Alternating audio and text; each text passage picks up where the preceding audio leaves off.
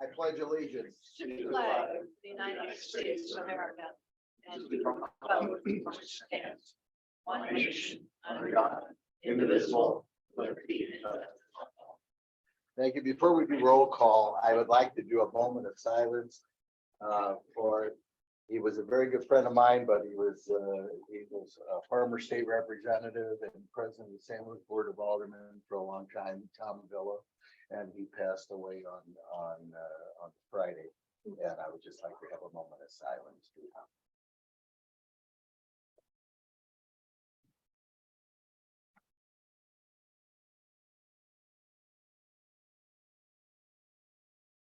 All right, thank you. Elliot, roll call. Thank you, Mr. Mayor. Alderman, please answer here when I call your name for the roll. Alderman Louder. Here. Alderman Peters. Here. Alderman Odenwald. Here. Alderperson Reeves. Here. Alderman Schmelzley. Here. Alderperson Welch. Here. Mr. Mayor, we have a full quorum. Thank you, Elliot. And we need to amend the agenda. And Greg. Mayor, I'd like to make a motion that we amend the agenda this evening to add bill number 3075 to after item G for a first reading only tonight. Okay, any discussion on that? Do I have a second? Second. Any discussion? Hearing none, all in favor? Any opposed? All right, motion carries. That will come in right after bill 3074. And we'll move on to item B. I need an approval of the minutes of our Board of Aldermen regular meeting on January 10, 2023. So moved. Second. Mr. Mayor, I have a few, there needs to be a correction made on the minutes. All right, I'd like to make a motion for under marijuana sales tax. We need to change the votes of Alderman Lauder and Alderman Odenwald. Those are inverted. Mine should say nay and his should show yay. all right, very good. You're absolutely correct. All right, we have a motion to amend the minutes. Do I have a second? Second. Any discussion on that amendment? Hearing none, all in favor of the amendment? Aye. Any opposed? And now we'll move on to our. Do I need to make another motion for that? Okay, another motion to approve those minutes. So moved. Second. Any discussion? Hearing none, all in favor? Aye. Aye. Any opposed? Motion carries. Thank you. All right, let's move on to item C, discussion on our flock license plate reading cameras. Chief Barkus, I'll turn the floor over to you. Thank you. Thank you. Just so you're all aware, Lisa Ben is here from Flock and Josh, is he on? Yes, yes. JT from here. And there's Josh also here. We, as I explained before to the board, we got a grant for 8 Flock cameras that we're hoping to put at the entrances to the city of Shrewsbury to help us with investigations. They are here this evening to give you a little more information about Flock and answer some questions that I cannot answer because I am not that person. So, Lisa, did you want to say anything first, or did you want me to just have them ask questions, or up to you? We can go ahead with, I think go ahead and starting to ask questions. Okay. And JT will be able to help us answer those. Awesome. The floor is open for questions. I have a number of questions. I don't know if you want me to get started or You go right ahead. it's a very person towards you or towards Kate. Let's start with JT and then I might be able to answer. We're kind of collaborating together. I'm more of, know what goes on in Missouri and Shrewsbury. He's more of the government aspect side. Okay, JT, I have a few questions. I was looking at the contract, so I tried to get those questions out first. What's the difference between a standard implementation fee and the advanced implementation fee? Good question. Those contract questions should probably be directed to Lisa. I can tell you more about Flock and our system and policies. I apologize about that, but we'll send the contract questions to Lisa. There was one advanced implementation fee. What's the difference? So on MoDOT right of way, they require a specific toll, and it's a more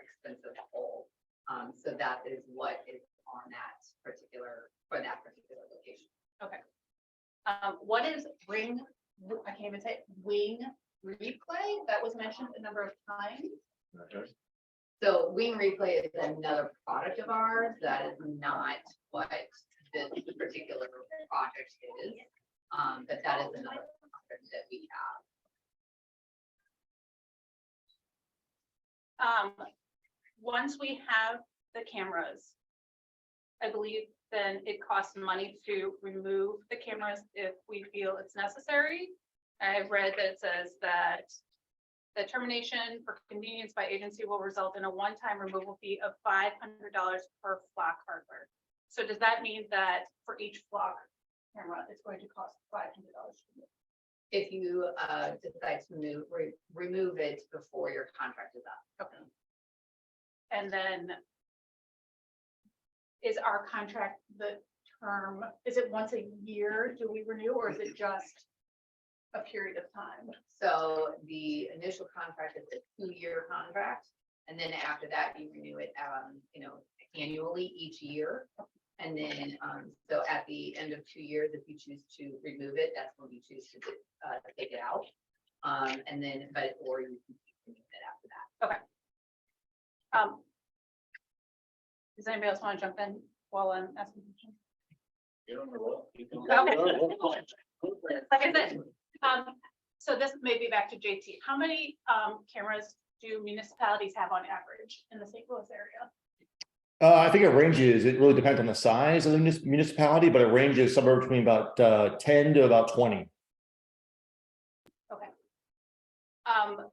When it comes to user ID, do you keep a record or log of who accesses the system? And so I'll start there. Yes, yeah, so every user who logs into the flock safety system, they get a unique ID, and we keep a permanent audit trail of that. So every keystroke that they search, when they enter into the search field, we know who the user was, what time they used the system, what they searched for, all the different search filters, and their search reason for accessing the system. Okay, so then do the municipalities have access to this list? Yeah, so whoever is our customer, so in this case, the city would be able to have access to that full audit log. You can pull it at any time. Okay. So would it be something that a citizen would be able to sunshine? I don't know enough about the sunshine laws in Missouri to tell you what is actually you're able to pull or not. We'd have to work that out with the city attorney to see what is legally allowed to be pulled via FOIA request. I'm actually not sure in your specific situation what you can and cannot pull. Okay. Who has block right now in Shrewsbury? In Shrewsbury, I know for sure the city, the Deerbergs. I can look it up though to find out the other one. Okay, give me a second. And McKenzie Point. Yeah, they're at every entrance to McKenzie Point right now. That's the only ones that get in Shrewsbury. It's just Deerbergs right now? Deerbergs. Okay. And so is it something that I would be able to opt out of as a private citizen?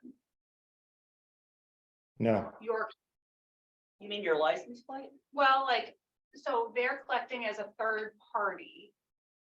And again, this is just me. No. Quite clear. So you're collecting as a third party, and like, if I go as a browser, I can opt out of cookies. So can I go to you and opt out as a user? Okay. No. I just like, just wondering.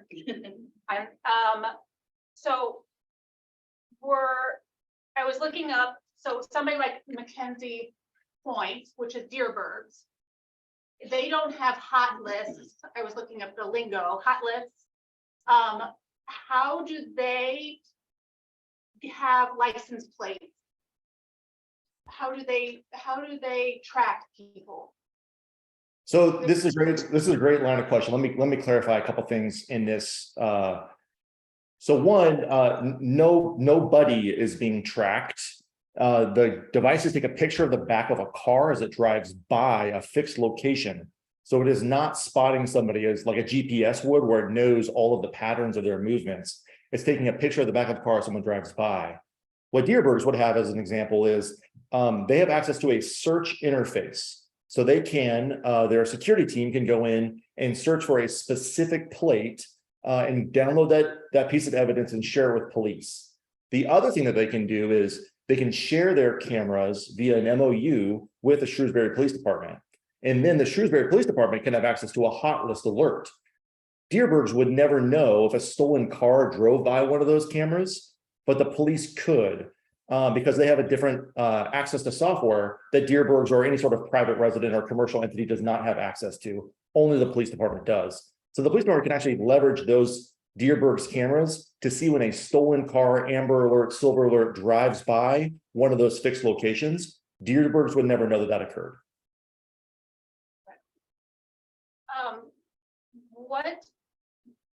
What do you guys do to prevent abuse? So and I'm thinking of this in terms of in a university setting, doctors get flagged. If you're not allowed to look up and research your own family members. Do you do anything to prevent people from going in and tracking spouses or family members or anything like that? So yeah, there's a lot of things that we do. The first one is the one that you mentioned, which is everything is audited in our system. And so it's all available for the city to audit at any time and ensure that no abuse is taking place. The other thing is every single search in our system requires a reason for search. Oftentimes what a city will set up is that has to be associated with a specific case number. And that's a very easy way then to audit those sort of searches in the system. The other thing we do is we encourage all of our cities to institute a policy, an ALPR policy that defines exactly what acceptable use is. Typically that looks like a law enforcement purpose. And if it's not being used for that purpose, again, somebody would be using the system illegally and would be subject to whatever is the socially or legally accepted accountability for that misuse. But again, we don't believe it's our responsibility to police those actions. We think it's very important for us to make it hard to abuse our system and make it really easy to catch abuse and give that over to law enforcement to hold those people accountable.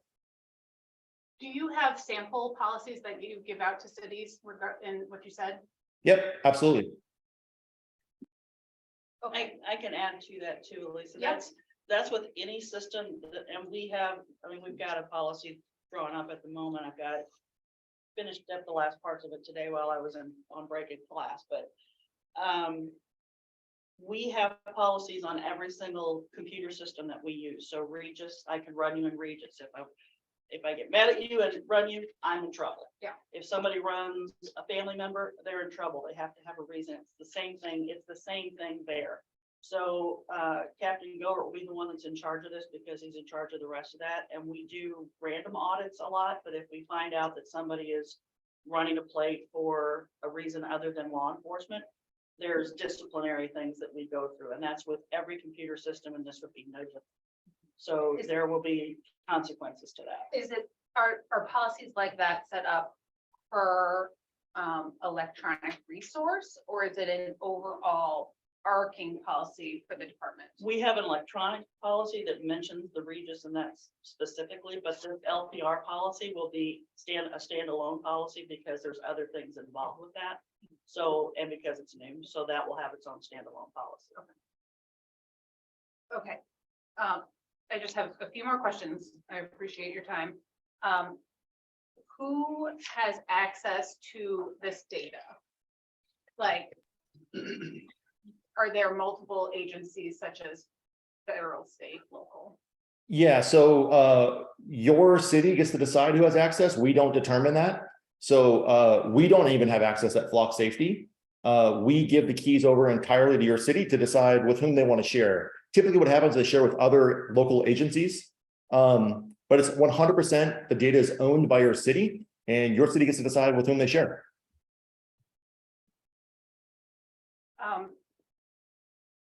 As a private citizen, would I be able to buy a Flock camera? I feel like my house is being broken into a lot. Would I be able to have access to purchasing one and then have access to data? You could certainly, acquire your own camera for, that's how our company actually started, was by selling to neighborhoods, HOAs and neighborhood associations. So yeah, absolutely, you could get your own camera. The data you would have access to is only the data that's collected by your camera. So you don't get access to any other data. You can share your data with the Shrewsbury Police Department or whoever I presume you live in Shrewsbury. So whatever your local jurisdiction is, if you live in the county or in an unincorporated area, whoever your local law enforcement is, you can share your footage with them, but you do not get access back to any other footage.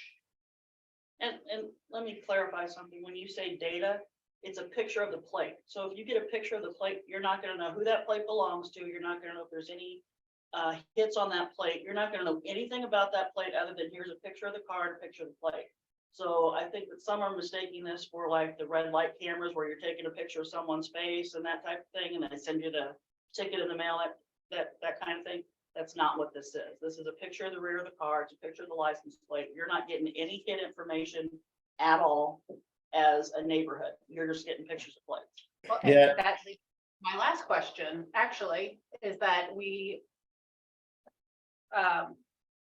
can we see samples of what it looks like?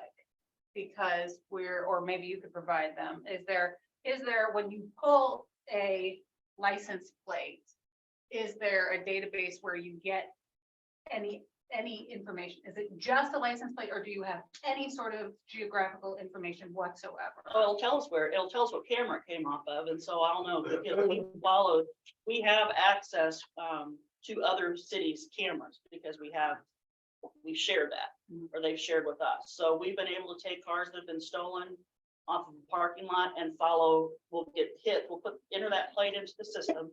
And then every time it passes a flock camera anywhere in St. Louis, St. Charles, Jefferson County, whoever has cameras, and some other states actually, we're gonna get a notification that this car passed through this. That's gonna show us a picture of the back of the plate, showing where it was. So we'll know where it was and what time, the date and time that it went through.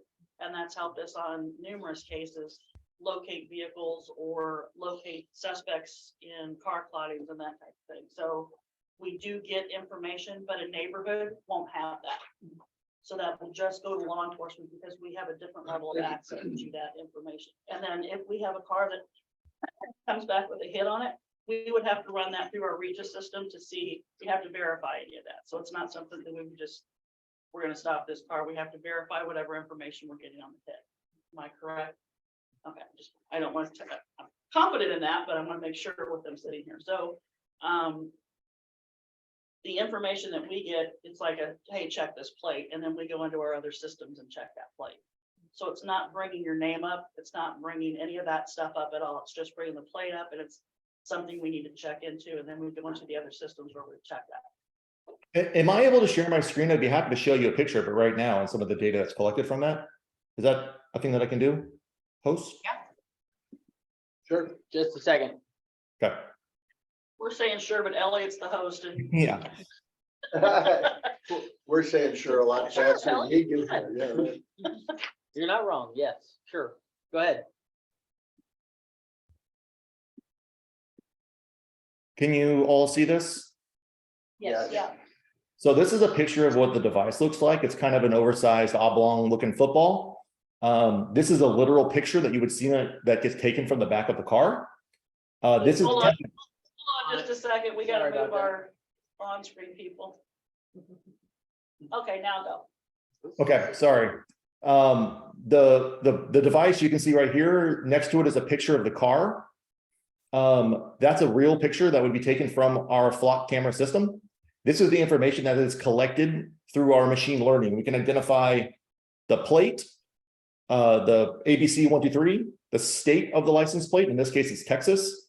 The make, the color, the last time it passed by that camera. In the course of 30 days, which is what our data retention policy is by default, you can see how many times that car passed by that one specific camera. So 3 times in the last 30 days. Now, if you wanted to collect any data beyond 30 days, you can't because we permanently delete it. And that is part of our, going into your question about abuse or misuse or those sort of things, we are not collecting a large database of vehicles whereby we are storing it indefinitely and trying to sell it to third parties. We don't do that. We are in the business of helping cities collect evidence to solve crime. And so we're giving them these details and these details only. As the chief mentioned earlier, we do not have any personally identifiable information within the flock safety system. So we don't take a picture of the driver, occupants of the car. We don't know who the registered owner is. We have no other third-party data sources that are giving information back to police. We are taking a picture of the car and identifying the things that any human eye would be able to see as that car drove by. Hopefully that clarifies a little bit. Do you take pictures of the front of cars? No, our devices are set up to take the picture of the back of the car. And so we use what's called machine learning to identify what's in the frame. So we have trained the devices to see the back of a car, not the front of a car, because tail lights are very unique. When you see the tail lights and you see the icon in the center, that helps our machine learning be able to identify the car. We have not trained them on the front of cars, so we don't get that. Additionally, many states do not require a license plate on the front of the vehicle. All states require it on the back of the vehicle. And so that's how we can stay consistent from state to state, city to city. Thank you. Speaking of sharing with other municipalities, and I asked this question last week, but I think it bears repeating. How many municipalities do you have as customers? And how long has Flock been in the St. Louis area? So two questions. First, the St. Louis area, I started here a little over 2.5 years ago, and that's when we started adopting in Missouri when I started. About the number of municipalities in the St. Louis metro area would be 30, 40 departments, and So- that's not even including the rest of the state. So the sharing of information can be very valuable because you've got a lot of it. Absolutely. I mean, the crimes that this has helped solve, even, all the way to kidnapping cases. Block safety has definitely assisted in a lot of those types of cases to be able to find the missing children or a missing person. For instance, the district in Chesterfield has some cameras there, and they had a missing person reported. They were able to track them to those cameras, and luckily they were able to, because the person was in distress, they were able to call an ambulance and got to them on time. So there's a lot of positives that can come from these systems, as well as being able to solve and prevent the crime from happening. Another city, for instance, further south, they had received an alert on a system, on a camera, from a stolen vehicle. The department went to go and look for it. They found the people in the act of breaking into a car. So that car was not stolen because of that incident. Other questions? Yeah, my other question was, the reason I wanted to know how long it's been in St. Louis is I just wondered on a legality matter, what liabilities we have. I know under section 10, under miscellaneous compliance with laws. And it just seems like the agency, which we would be the agency, are totally responsible for any breaking of the laws, and blocks would be indemnified from any of this. And so I want to know, is there any current or any kind of laws now that you know of that the cities are going through that? Not in Missouri. But I can just say, I looked at this brief that was submitted, which I respect, I think it's well written. And I think it's incumbent on your council to advise you if there's something that's plainly unconstitutional for you to consider. There's legal, there's policy implications for you to consider, and there's also legal implications. I don't advise you on policy. From a legal perspective, I don't think it's wholly without merit, but I do think the better argument is that it would pass constitutional muster. I don't think there's a reasonable expectation of privacy or a state actor involved that would carry the day and make this plainly unconstitutional. So I do not think it passes that threshold.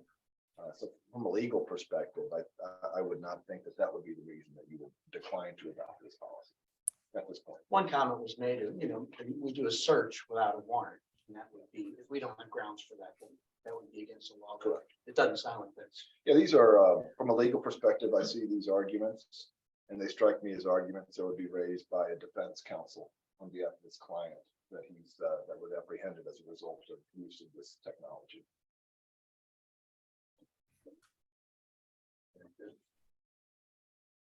Any other questions? Yeah, I have a few, Mr. Mayor, if everyone in the room is done talking, they're asking questions. I just heard some success stories regarding this equipment. Have you had any failures, wrongly reported license plates or things of that nature? You just answered the legality question that I asked. One of the other questions I was gonna ask, how much different are these cameras than, say, what a toll road or like an expressway would be, because traveling now, a lot of toll roads, you just fly through them, they send you a bill in the mail and you pay it. So are they comparable to that? Is there anything different in the technology? Yeah, thanks for the question, Alderman. Yeah, there's quite a few differences in the technology, but you're right to think of these as similar technologies. These are cameras. They're taking pictures of cars. The biggest difference is that we use machine learning.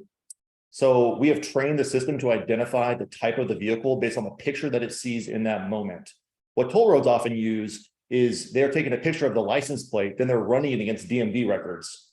And then that's how they're sending you the mail through the Department of Revenue. That's typically how it works. We're not connected to those systems or their servers. We also don't do the lookup of license plate numbers to match the car. That's typically how those systems work. So they see ABC 123, they are matching that number and what they think is the state of that license plate back to DMV records. And that's how they're coming up with the car and the registered owner. We don't do that. We take a picture of the car and we just show that information that we see in that picture that a human eye can also read. We give that to police and that's it. So that's the biggest difference there. Thank you. John, anything else? That's all I have at this time. Thank you, Mr. Mayor. Keith, did you have something? Yeah, I have a few things. Mine was actually under what I would define as misreads. And I think you answered some of it, but I'm kind of, if you can go a little further into misreads, do you have misreads? Yeah, like any system, I would tell you that it's never going to be 100% accurate 100% of the time. That being the case, the difference with what we do at Flock is we show all of those frames, the pictures themselves, to police. In fact, part of the policy that we recommend, the very first person, I didn't catch the name of the first person who was asking questions, but they were asking about policies and sample policies. That's typically what we put in those sample policies, is say, these actually need to be double verified before you take action. So the picture alone is actually not, I mean, please consult with your city attorney, but from what we've heard from other legal scholars, the picture alone is not grounds for creating probable cause on its own.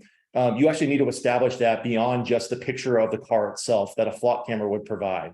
What we provide you is the picture of the back of the car. It's one piece of evidence, one lead that police then need to use, verify the information before they can take action. And that's typically how they're trained to do it anyway, is to verify information before they take action. So our recommendation is always see the picture, call dispatch, verify that this is actually a car that they're looking for, the suspect vehicle, before they take any sort of action. Just out of curiosity, I'm a pretty strong believer in checks and balances. Who oversees you guys? Who puts, when you say that you delete it in 30 days, who oversees you? Yeah, so we've been independently audited by the New York University Policing Project, as well as we open ourselves up for this, for anybody to scrutinize it. So you can actually go into our system right now. You'll be able to see it through the MOU process. Chief could actually show you this at a later time if we wanted to show a demonstration to anybody who wants to see it. In fact, Lisa could show you this too. You could perform a search in our system and there is no data beyond 30 days. It's permanently been deleted. So you can go in and try to find something from, November or October of last year, and there's no data there. It simply doesn't exist. And so, yes, we've been independently audited, as well as we can just prove it to you and show you ourselves. And that tied me to my next one, actually, was the deleted. I think everybody here has probably deleted something from their phone, from their computer. And then guess what? We have to go into the deleted to delete the deleted. So I'm just trying to inquire to make sure I have a deep understanding. To me, it's again, the checks and balances. And I think that some of the comments that you've made are pretty much come back to the agency, which is Shrewsbury, essentially, right? Responsibility would be here. So before any kind of a further process for me, I think we need our own internal guardrails, I guess you could say. Because I was even looking at page 24 on this one though, and I noticed again that it was gonna be deleted after 30 days. And then we also said, you guys have here within your contractual agreement that any relevant government agencies that you can transmit, that you can have them view, you can do a variety. I guess that would be the agency, meaning Shrewsbury could do that. I'm not sure how comfortable I feel with that, sharing with others in that capacity. It's one thing to utilize it for violators that might be coming through Shrewsbury because they've been tagged because of a stolen car or because of other purposes. I get the purpose is to try to help each other through this. I'm just trying to put some kind of rails on. Again, we're not sharing who it's registered to. It's just them being able to see it went through Shrewsbury this time, then it went through Maplewood, then it went through Richmond Heights, and it's hitting all these cameras as it goes. We're giving them access to be able to look for the cars they're looking for. Got it. And so I think I would like to read that a little further into some of the documentation. I don't disagree with what you're saying. It's read kind of what a like, little it's further? kind of like the facial recognition points though, where if we all know it or not, when you walk to a big box place, you're getting facial recognition. Now, the point being is they can't tag a name to that per se. You got to be tagged as a number so that there's no profile points that are associated with it. But from my understanding, from what I've researched myself on this. So I know it's a different scenario, but I'm trying to bridge that. License plate, you're just trying to tag a time and place and where they're heading towards as far as that goes. I did notice the $500 termination fee. I'm glad you were able to address that because that was something that stood out to me. I hate termination fees personally. So, I still think I want to know relevant government agencies, and if it's for our police department, I'm all about it. If it's for other sharing points, I think. What do you mean relevant? You mean who we agree to let look at our cameras? Who determines relevant?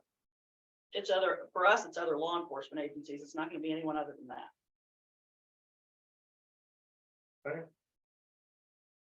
I'm just asking basic No, questions because I'm Totally understand. intrigued by this. Yeah. Ours is just other law enforcement agencies, basically the same agencies that are sharing with us. Let me just double one check here on one last thing. I think it was 10.7 that I was identifying as well. Under publicity. I would probably make sure that if there was any move that it just says like they have the flock has the right to reference any use of agencies, names and trademarks and disclose the nature of the services provided here under. I don't know if I'd like our information of any sort of any way being publicized or utilized in, I don't know, a flyer or I don't know what they would use for. I'm just saying I don't know how I feel about it. Probably to present like I did to you, the name of the agencies that have got flock cameras. They would be able to tell other agencies we're one of those agencies that has flock. I got that from them because we're able to share that. We can define. That's a name versus being on a front page of a detail piece. Right. The same. I want to differentiate those. That's where that guardrails comes in for me. Just tell me. I'm good. Thank you. Any other questions? Mike, you gonna? Sure, we could address Alderman's concerns and some of the other concerns can be addressed as part of the acceptable use policy that we can pass in conjunction with approval of this contract.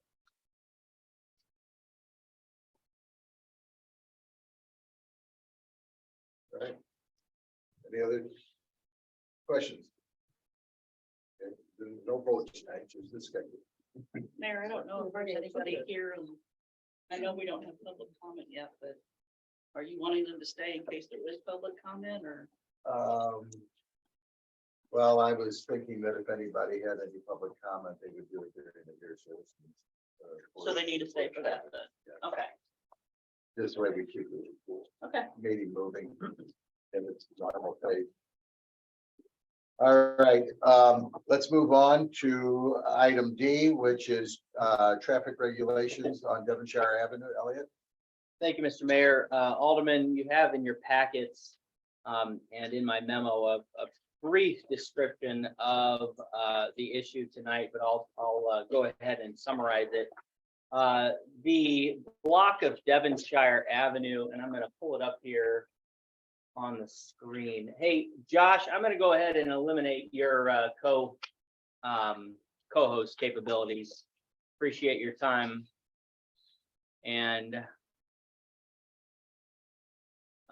presentation. As I was saying, the block of Devonshire Avenue between Shrewsbury Avenue and the Murdoch Cutoff, I am attempting to share this with you guys.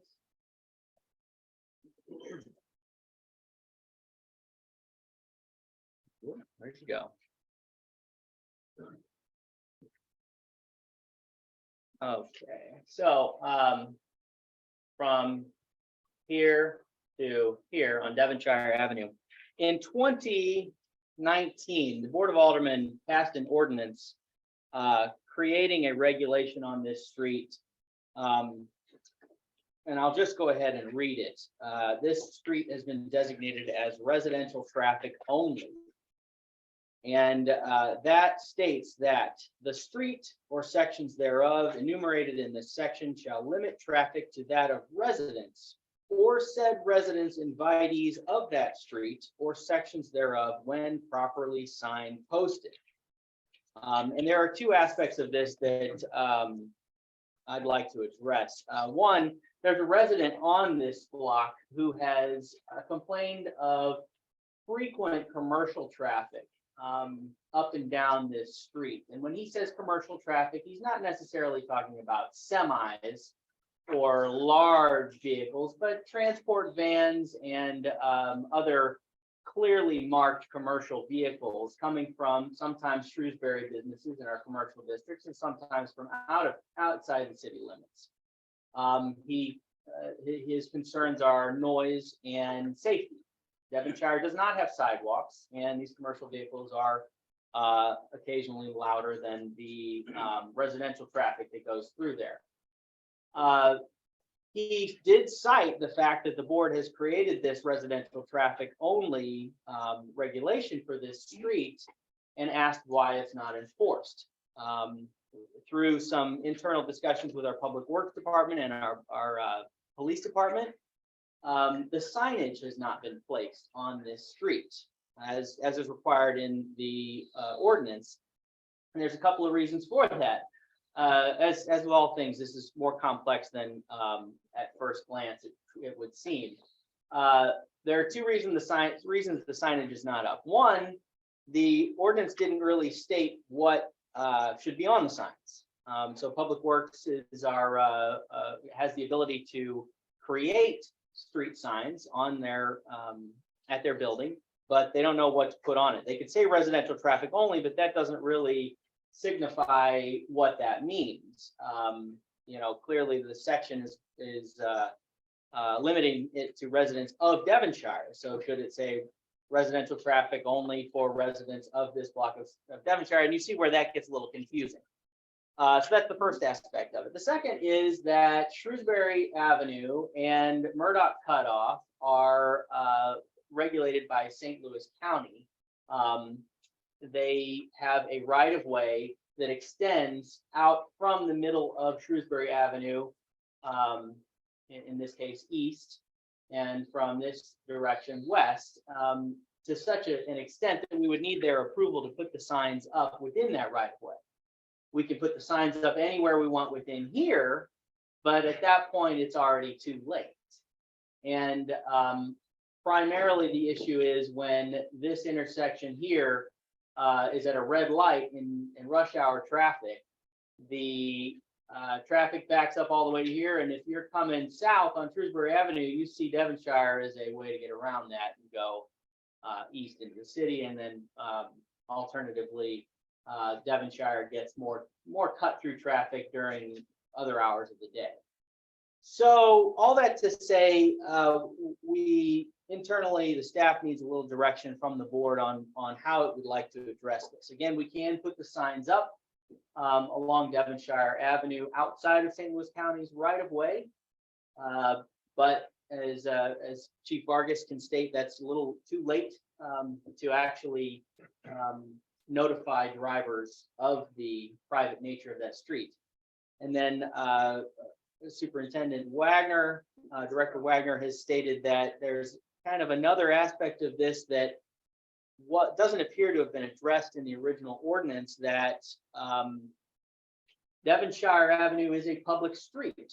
And to create this regulation for residents only of that street, you are sort of making it a private street. And if so, there are probably a lot of residents along not only that area, Shrewsbury, but all over the city who would probably ask you to do the same. So we need some direction on how you'd like us to move forward with this. Do you want to enforce the ordinance as it is, put a sign up and go from there and have the police department start pulling over everybody and checking whether they live there or not? Or would you like to adjust this ordinance? And if so, we'd be seeking a sponsor for a bill doing so. If we touch base with St. Louis County at all to see if they would permit us to do, I know that I had the same issue with this exact same street, it's the exact same thing with a mirror. Because they said on the opposite side right here, when they're trying to pull down, they can't see traffic cutting through because there's walls right there. And they wanted one on the opposite so they could look to the left and right to make sure they don't get hit. I mean, that makes complete sense to me. Otherwise, they got to ease out a little bit and then you're kind of peeking your head out, and by then it might be a little too late. I'm just asking if we could probably start with that as a process, to start with St. Louis County, because I would think they would have the same rules off the police station road. Since I'm on Kenridge and the police station road, they have don't cut through between 7 and 9. They also have it on Garden, they also have it on Wild, they also have it on all the rest of them. I'm just curious if that might be a solution. We did talk to St. Louis County. They said you have to submit a special permit request, and they would review that and either approve it or deny it. So that's what we would have to do to put the signs up in their right of way. And it wasn't explicitly stated that we would not get the approval, but it was implicitly stated that we probably wouldn't get approval for that. They did say that we can put our signs up outside of their right of way without any issue. It's too late. If I could, my understanding when this was first brought up back in 2018 was that they were most concerned about rush hour traffic. And so they talked about putting like the no turn signs, no right turn signs during certain hours. Right. But that's not what they passed. What passed basically makes this street private. So, and I can tell you that we just had a stop the other day of a resident who's lived here for 50 or 60 years and has a Shrewsbury sticker, and she should be able to run red lights in Shrewsbury and not get stopped by a Shrewsbury cop. And those were her words. So the issue that you then run into is, I mean, during normal hours, or during specific hours, rush hours, I get that, no through traffic. But be prepared, I mean, we'll have to be prepared, because if we stop any car coming through there and it's a resident that's not on that street, they're still gonna think that because they're a resident, they still get to come down that street. So there's a lot of things you have to consider, but the way this is written now, Devonshire between Murdoch Cutoff and Shrewsbury is a private road.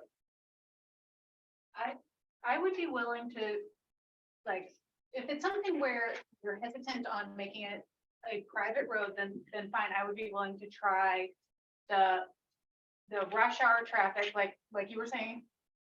But I live on St. Vincent, and the right-hand turn, I think, is not enough, because I watch people fly down St. Vincent and then blow up Devonshire. Yeah. And Devonshire, like, this looks like nice flat roads, and it's a huge hill. Yeah. And so then you're flying up and you're going down, and then I don't see people turning right on Shrewsbury. I see people coming from Shrewsbury going, south, and then turning left to avoid Lansdowne. So, it's something where, because that's the way I'm coming home, right? I'm going to my house. I'm not going the other direction.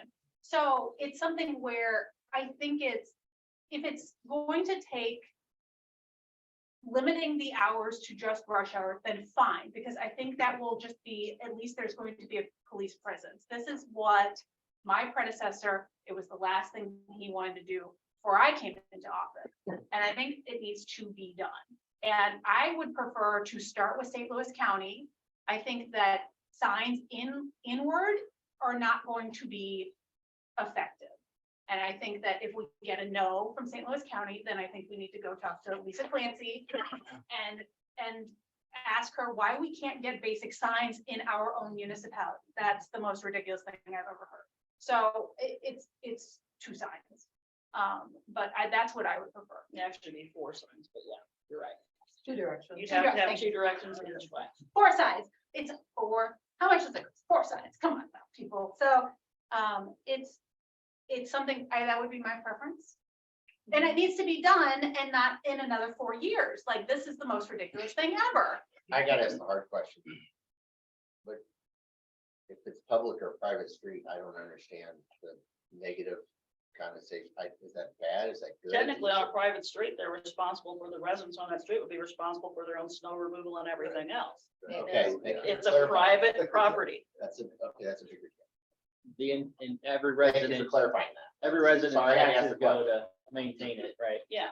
My bad. I will say that there is a separate regulation limiting turning traffic from Murdoch cutoff onto Devonshire. I don't believe it's the other direction from Shrewsbury. But again, there's no signage there for that either. Oh, man, this is There's- a ridiculous thing. And that's what I ran up against as well when addressing this concern from the resident is that, you know, he says the regulation's there, why aren't you enforcing it? And the aspect is the signage and getting that from, getting authorization from St. Louis County, but then also what would go on the signs and then whether that's appropriate to designate the street as such. So we do know we don't want the ordinance that's in place. We want to redraft a new ordinance. It's what we're gonna put in that ordinance that's gonna make this work. It seems like we're heading that direction. Well, why can't we just go ahead and define what we mean by residential traffic? Are we meaning a resident of Shrewsbury or are we meaning specific residents to that street? And then the other point I would make is I think we do need to do a timed slot here, whether it's whatever, 7 in the morning or 5 in the afternoon, whatever it is. Because I think it would be, you know, quite an abundance to put on our police officers to say, hey, only residents of Shrewsbury can run down that street and they need to be policing a street and getting complaints because somebody that doesn't live in Shrewsbury or on that street is coming through there at, 10 o'clock at night. So I think we need to put a timed value on it between a certain period and then define what we consider residential traffic, because me personally feel that if you live in Shrewsbury, you should be able to cut through that even during those times. And if you're cutting through to get to Highway 44 from Webster Groves or wherever you may be coming from, no, you shouldn't be permitted from cutting through there. I disagree. John, I was gonna disagree with you as well. I mean, I live on Ten Ridge and I've turned right on between 7 and 9. I can't expect, you're just talking about time management for our police officers. They're not gonna be able to stop each and every person and go, do you live here? Can I see your license? It's just not within the. Yeah. I will That- say what would happen. That's exactly my point, Keith. It shouldn't say residential traffic only. What it should say is no through traffic between the hours of 7 AM and 9 AM I and agree 4 with that. PM and 6 PM, because those are consistent with the other Perfect. time limited times we have in town. And I don't care if you live on the dead end side of Devonshire or the other side of Devonshire, if you come through there, you're liable to get a ticket. The people Perfect. that won't, tickets are the people that live on Devonshire between Shrewsbury and Murdoch Cutoff. But even then, they've given me a ticket on my own street. I turn on 7 and 9. So I'm just telling you right now. That's why the only reason I said it. Thank you. Guys are doing their job. I couldn't. But no, I don't Good think it should Bomarito. be, Did it one to of those where every resident gets to cut through there, because then it's the same problem. You're cutting through a street where you're not supposed to. So you either can cut through or you can't cut through. So the people that can drive on that street between those hours are the people whose addresses go on Devonshire, between Murdoch Cutoff and Shrewsbury for those 4 hours during the day. That's the only way that's gonna work. And it shouldn't say residents only. It should just say no through traffic. But didn't That's Keith my- just say he got a ticket turning onto his own street? He made a right turn in the morning when he wasn't supposed to. Yeah, it says no turns, 7 to 9. Yeah, but, Rear guard. okay. They're not supposed, I I will should have say known this that. because we've had complaints recently on those streets along with the police station road. And so we've had officers up there in the morning, and some in this room can attest to this. You make the right turn, he's making you turn around and get back out on the police station road, whether you live there or not. The residents don't want through traffic through there, so even if you live there, you can't make the traffic through there. Now, the people that live on Devonshire have to drive on that street to get in and out. The people that live over on those streets off of the Cleat Station Road do not have to make a right turn. They have to go up to Will's or Murdoch, come down Will's Houston and do it like everybody else has to do. That's technically how that is written. I do that all the time, John.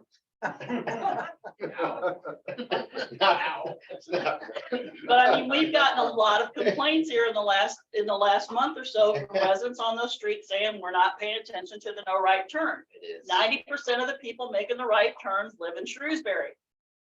I would just ask then for clarification from our city attorney, the removal of this designation of a residential traffic only, that would be by ordinance. Yep.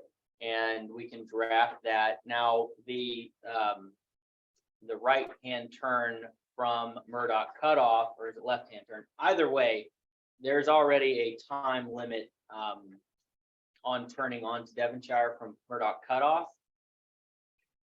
I don't have that regulation right in front of me, but that just needs to be properly signed, or signage needs to be put up. And again, we'll go through St. Louis County to do that. But it does sound like that is the feeling of the board at this time, and we'll certainly make that clear, make the decision of the board clear by drafting an ordinance. Would somebody like to sponsor an ordinance removing that residential only, just that aspect of that? I'll do it for my predecessor, or because Steinberg was the one that, Right. so I'll, I'd be happy to second that. We'll draft that's one of the simpler ordinances, just removing a section. So thank you very much. And Mr. Mayor, I think we're ready to move on. All right, let's move on to item E, and that's our RFP for organizational assessment and salary survey. Elliot and Diana. All righty. Thank you, Mr. Mayor. In your packets, you have our most recent draft of the request for proposals, RFP for an organizational operational assessment and salary survey. As stated in the memo, this takes into consideration the requests, should take into consideration the requests of the board at our last meeting where we discussed this topic. And barring any additional adjustments, this should be ready for posting, and we hope to get our chosen firm by the end of next month so we can get rocking and rolling on this. Questions, Happy to answer any comments? Say that again. I'm sorry, was that? No for the- questions or comments? On the RFP. No.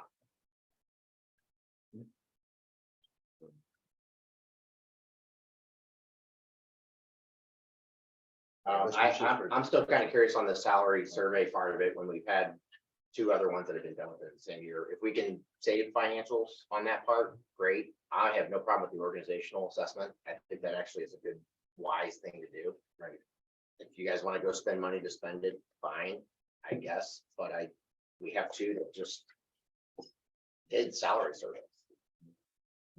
I'm looking for cost savings. No, I get what you're saying. But I'm all about the But if we- organizational assessment. I think we definitely need to dig into the weeds and figure out as much as we can about the cities. Yeah, but well, I mean, we could move to approve this, and then if we decide we don't need it, we can. As an alternate, yeah, We can eliminate it. I'm fair with that. I think it's a fair thing. Yeah. Alderman Peters, I will note that the salary survey aspect of this has been separated from the organizational assessment. And it is stated that the city reserves the right to accept or reject any component of the submitted proposals So they are being asked to submit those separately, and then as we assess the information that was provided by those other cities and whether that is adequate to serve the purposes of the board here, then certainly we can make that decision after the. proposal Keep it comes or in. eliminate it, right? All right, so we need a motion to approve this. I'll entertain a motion. So moved. Second. Any further discussion? All in favor? Aye. Aye. Any opposed? All right, motion carries. Thank you. On item F, and that is a resolution for our surface transportation program grant application for the 7,800 block of Weil Avenue. Greg? Yeah, I'd like to make that motion for the STP grant application for that 7,800 block of Weil. Do I have a second? Second. Any discussion? Hearing none, all in favor? Aye. Aye. Any opposed? All right, do we need to read this resolution in? Or- okay. So we're good. Let's go move on to item G, and this is ordinance for first reading, Bill 3074, revising the duties and responsibilities of the Director of Finance. And Diane, I'm going to turn this over to you as you came to me and asked. We had discussed this, and along with Attorney Daming, this is, we have come up with these revised duties and responsibilities. So Diane, I will turn it over to you for explanation. Thank you, Mr. Mayor. The last time this last time this position description was revised was actually 6 years ago today. And the requested revision describes the full scope of responsibilities for the position today. As we just looked at the organizational assessment, the evaluation of position responsibilities will be necessary for all positions within the city to provide to the firm that is selected for the organizational assessment. The request before you lists the duties in more of a strategic fashion rather than tactical. It divides the scope of responsibilities into 4 areas: administrative, city treasurer, budget officer, which is required by state statute to be assigned, and the last is a human resources director. I don't know if you want me to go into specifics on the differences, or if there's a discussion or question that anyone has. Yeah, what would be the difference from the other one? For instance, in the bill before you this evening, looking at number 1, for instance, it talks about safeguarding the city's assets following GASB and GAP rules, city ordinances, state of Missouri, federal laws. Whereas the first item in the current says be responsible for supervising payroll, including review of all timesheets, calculating overtime, vacation, sick time, and monitoring deductions. So it's more of looking at hierarchy of responsibilities and looking at what I just captioned about reviewing payroll under human resources director.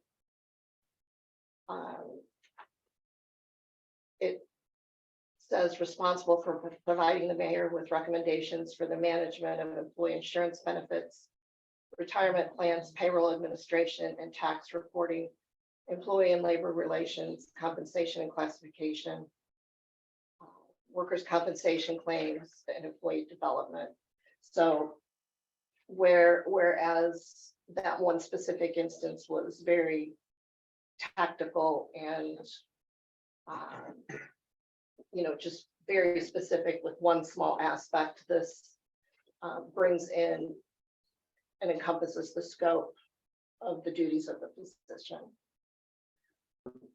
So can I, ask, or just make a comment that Sure. what we're looking at then is rather than review payroll, and everybody loves to do that, right? You're looking more to we're looking more, we know payroll has to be reviewed, and we're kind of like saying to you, just get it done, and you determine on how that's gonna be done. More than, Mary Sue has to review payroll, or I have to review payroll, or whatever. We're leaving that to the discretion, I think, of, it needs to be done. You determine how it gets done. And I would imagine you probably will have at some point, some subsets of this for your own use. Absolutely. That, They go into detail. yeah. That go into the details. Which I don't know if that's something that you'll be presenting to this team that comes in to assess the staffing and the overall structure of the city, if that's part of what will be handed off to them. Yes, all position descriptions need to be reviewed and updated for the positions as they evolve over time. So this one has evolved from 6 years ago when it was created. And that is one of the key components of the organizational study. And so those, descriptions need to be very accurate for them to make a good recommendation of areas where we can potentially improve. My pleasure. So I'm moving. You okay there? Yeah, they do. Any other questions? Comments? Hearing none, I'll need a motion for the first reading. Motion for a first reading. Second, By title only. Right. All in favor? All in favor? Aye. Any- First reading of bill number 3074 by title only, an ordinance revising the duties and responsibilities of the Director of Finance. Okay, very good. Do second reading next month. Let's move on to old business. Any old business? Hold on. Oh, I'm sorry. We have the Oh, that's right. I'm sorry. I have it written in there. amended. That's right, the amended agenda item of bill number 3075, and that is the grant for the police lights, car lights, and Lisa, I'll turn it over to you. We found out we received a local law enforcement block grant, LLEBG grant to purchase and install emergency lights on our detective vehicles. We were awarded $4,596.32, not 33, 32. Because that's what the quote was to get the purchase the equipment and have it installed. We'll pay that and then send the receipts in to get reimbursed fully for that. Awesome. So I'm asking if you approve that so we can get lights on our detective vehicles. And we will do a first reading tonight, so I need a motion for first reading. I'll make that motion for the first reading of bill number 3075. Do I have a second? All in favor? Aye. Aye. Any opposed? First reading of bill number 3075 by title only, an ordinance authorizing the mayor to execute a subaward agreement with the Missouri Department of Public Safety, Criminal Justice, Law Enforcement. Okay, very good. Thank you all. Let's move on to item H. Any old business to come before the board? Hearing none, is there any new business to come before the board? Mine's more of a question.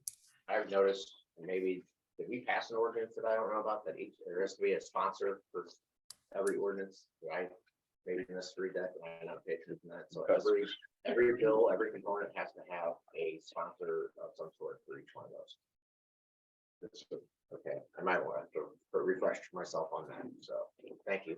Yeah, that was a resolution about this time last year. It It's also, been about a year. Yeah, it's been about a year. I don't know if I was here then. You may not have been. I have no way to tell. Just curious, I didn't, that's kind of No way to tell, consistently, and I'm like, I must have missed something. but we could go back. and Very easy for clarify me to that. miss something. We can go back and clarify that for you. All right, let's move on to item J. Elliot, are there any citizens that would like to come before the board? Mr. Mayor, we have quite a full room. We're gonna start with those in-house, and why don't we start with anybody who's right behind me who would like to address the board at this time, and we'll work our way around that way. And then those who have joined us on Zoom, please click the raise hand button on your device or give me some other indication in the chat that you would like to address the board. And again, we're starting in person. When it's your turn to speak, please start with your name and address. So, a lot of the questions are on the flock. Is it a Q&A back, or is it just more like the normal one with the statement? No, sir, it is just comments, and certainly any questions you might have, please submit them to me. I can give you my card or my email address, phone number, whatever you need, and we'll get them to the appropriate parties. Also, I'm sure Chief Vargas will take any specific comments on flock and direct you to the personnel. But at this time, it is really comments to improve the board's decision making on that. Okay, so it's Drew McDermott, 5125 St. Charles Place. Most of you have already received the electronic Frontier Foundation and the policy brief I put together. Also contacting the ACLU, the policy PDF that they had regarding flock. So my questions really start, I'll try to cut it to the time. Number one, right, we have a cost here of $2,500 per camera covered by a grant this time around. $300 per camera installation, as I understood it from reading the literature. But I think there's more of a total cost of ownership here rather than just this initial cost. And I think that the board really needs to have some consideration looking at the budget that we currently have been struggling with. And for instance, if I look at Clayton, who has 8 cameras currently, and then they have 3 citizens cameras, and they actually put together a community camera program. And they had to hire 1 full-time equivalent to cover the cameras that they had and everything that went on with it, including, which I was really concerned about. When I read the flock privacy thing, I understood that there was a flock safety list where citizens could opt out of having their place reported. And that was one of the functions. Training of the staff, not just creating a policy, but actually having training on how to use it, when to use it, and all those things. Ongoing technical support. I mean, essentially it's an Android device that's using some kind of an LTE connection up to an AWS cloud. That's all a lot of technology there. So there's more than just, I'm going to put them up and set it and forget it, right? So there's got to be ongoing technical support. And then also looking through a lot of the flock literature, I noticed that there were a lot of other add-on services in there, including still image scanning, some of the other features that they want to do with some of the gunshot and other quote sound recordings and other things like that that are potential add-on services. So I just am a little leery of the idea that a single grant is going to cover us based on the total cost of ownership of the cameras overall. That's one set of points. And then number 2, the 30 days. Coming from a hardcore technology background, I'm a little suspect on the 30 days as a whole, right? What defines data? Because the company as a whole is consuming, I'm assuming, all of these pictures as data in a database and, you know, the blobs and stuff in the database, but the AI and ML is where the money's at. That's the monetization that really comes from it. And that's what the company's really getting their bread and butter from. So when they say they delete the data, I'd be very curious to understand, do they just delete all of that raw data?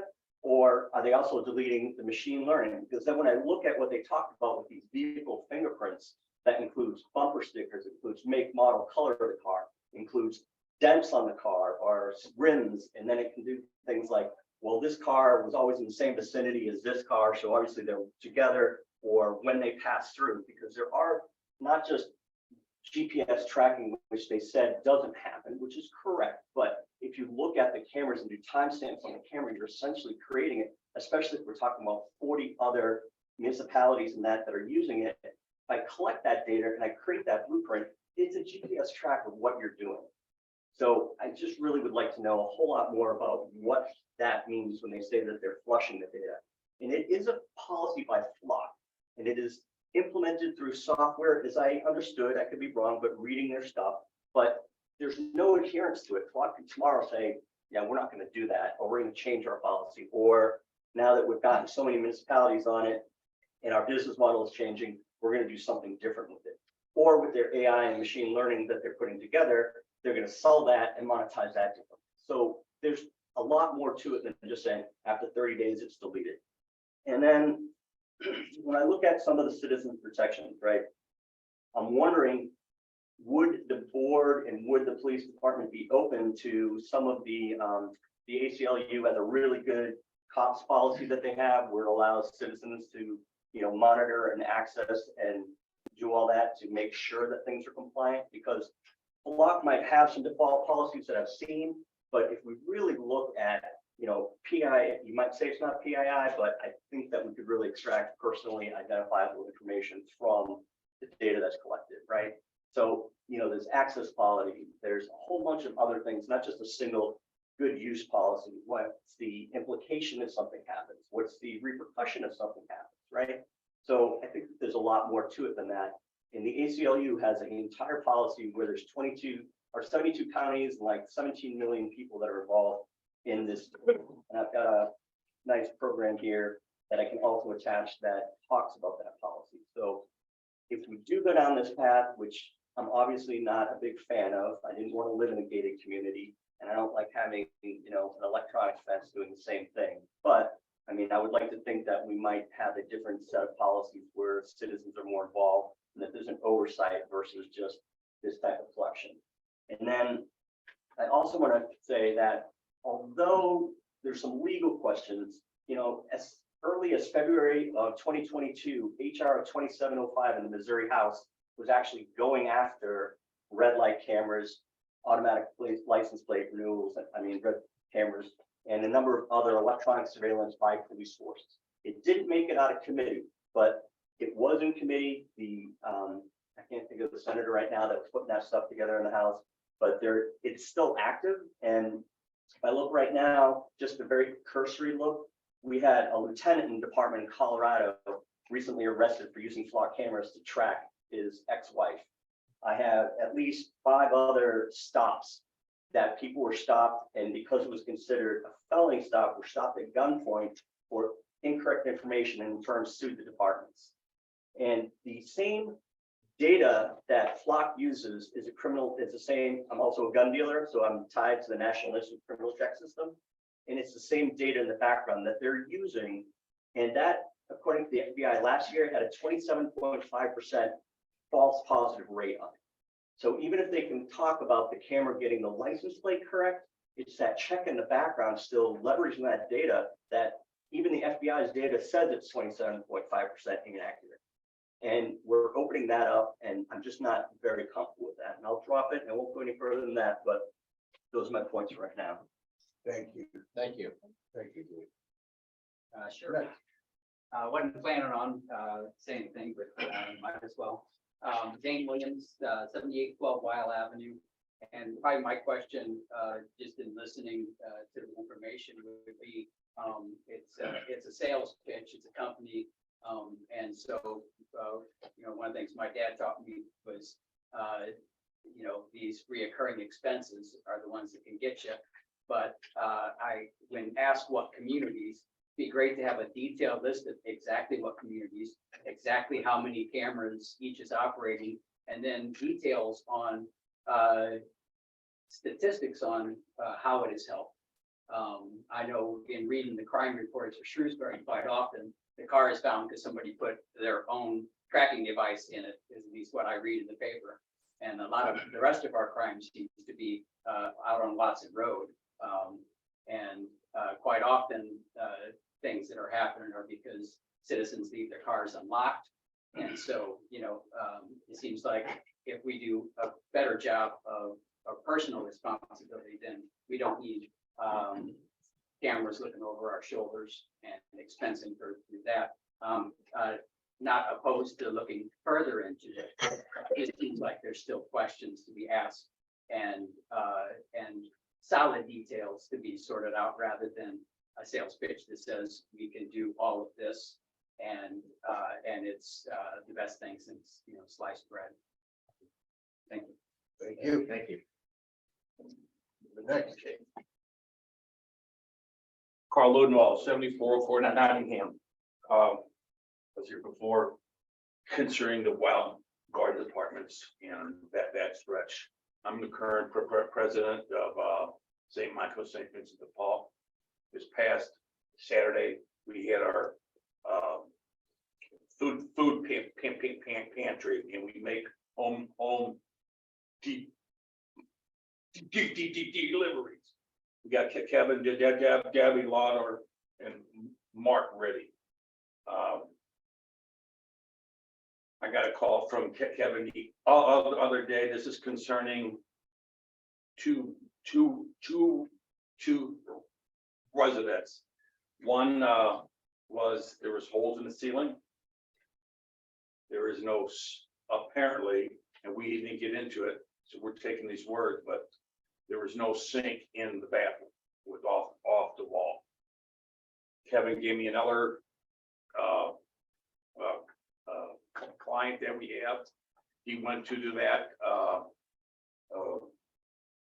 There was water standing in the sinks. You can't walk into these places. I've taken pictures.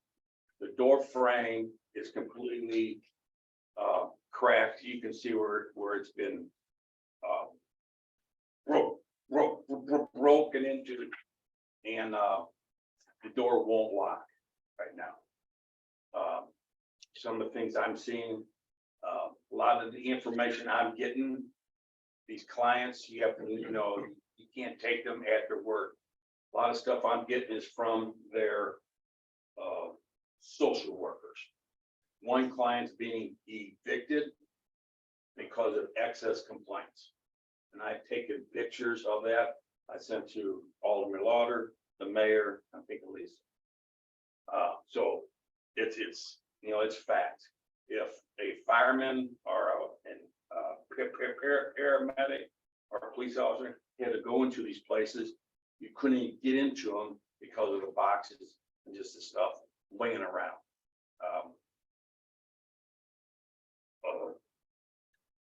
I have, what else we have? The one, Jones complained of black mold. I didn't see anything like that, but he said that he had a leak in his sink in his kitchen. They had to take all the cabinets down, jackhammer the floor, and then fix it, put it all back. Now, from my experience, knowing if there's been a leak in a wall for a while, I guarantee there's mold. And that's what they did. So the air conditioner in front, they have those windows units that go in and out. Well, they had a small room air conditioning in there, and they had the front blocked off with tape and ductwork. With duct tape and plastic. He complained. He said there was a fire that shut it out, and that you could see where they had replaced the receptacle, but there was no GFI on it. So I know I already have a meeting with the mayor next week. I think this is something we need to move forward on. Actually, this Thursday. This Thursday. Thursday, correct. 10 o'clock. 10 o'clock. We're looking for a safe, clean environment for these people. That's all we're asking for. But I think this is a starting point. There's 3 or 4 apartments down the road. I've dealt with the landlords now on 3 of the 4. The guy from Intrepid, the landlord from Intrepid who owns Wild Garden, he does not return my call. Parkvale Mills property, I've been there 3 times on end. They've been receptive, but I believe that's all in the city. And we got the Rivercrest. I've dealt with Carlo Perhat. He's actually refused our payments for our clients, so we can get them out of there. Geneva, we haven't had any problems with them that I know of. So all I'm looking at, and these are the guys who are in there all the time. I go in there for a home visit once or twice, but I went back after I talked to Kevin on some Saturday. I think we just gotta look at this hard and just give everybody a clean place to live. Because I guarantee you, nobody in here would live like those people. Thank you. Thank you. Thank you. Thank you. That's my David Vanderbilt. Kevin Lawler, 4718 motion.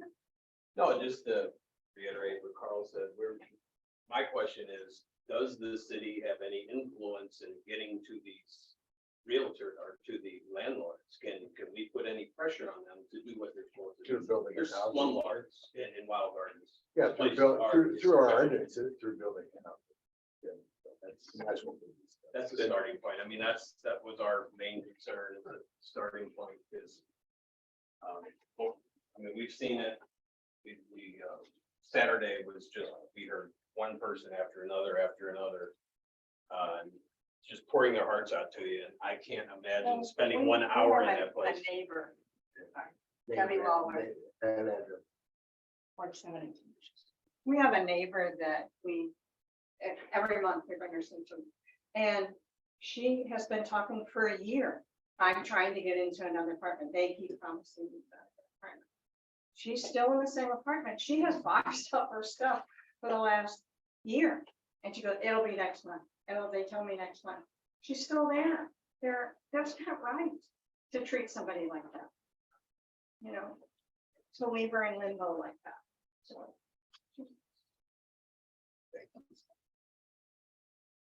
anyone else over here? How about over here? Yes, sir. I'm Jason Kleingens, 7545 Parkdale. I'm here with my daughter Lily. We're residents of Clayton. We were just here to listen in on the flock presentation. Thanks. All right, thank you for being here. Anyone else? All right, Anybody on Zoom? I don't see any hands at this time, Mr. Mayor, nor do I see any messages from anyone. I think we are ready to move on. all right, very good. Thank you all for your comments, and everybody be safe tomorrow in this bad weather. And we are in need of a closed session.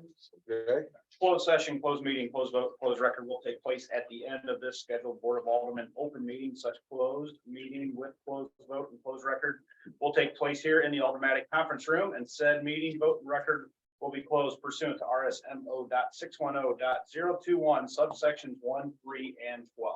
do I have a second? Second. Any discussion? All in favor? Oh, roll call. Thank you. Thank you, Alderman. Please answer aye or nay when I call your name on the following roll for closed session. Alderman Louder. Aye. Alderman Peters. Aye. Alderman Odenwald. All right. Alderperson Reeves. Aye. Alderman Schmelzley. Aye. Alderperson Welch. Aye. Mr. Mayor, that is a majority in favor. We will enter closed session. Thank you, everyone who's joined us on Zoom. I will be closing the Zoom session at